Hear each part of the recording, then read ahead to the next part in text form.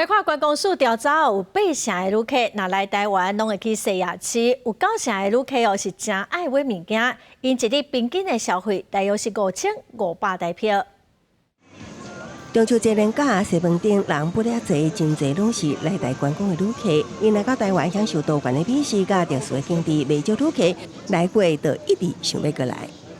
喜欢吧，这边人情很好咯，东西也很多，然后吃也很多。我有去过这里啊，我就喜欢这里。我的妈妈是台湾人，我爸是瑞士人。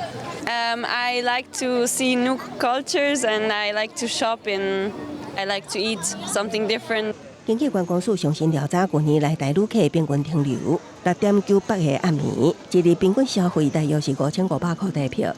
美国籍旅客是达到7200块台票，来台旅客主要游览景点除了夜市，还有台北101、西门町甲高雄啊。在疫情之前大概西门町大概只有3成的那个国外观光客。疫情结束之后，尤其是这1年大概超过半数。看到西门町的人，一半都是国外的观光客，这是相当的惊人。另外，来台旅客上爱去的景点有日月潭、高分仔、甲淡水；上爱去的夜市前3名分别是饶河街夜市、树林夜市、甲宁夏夜市。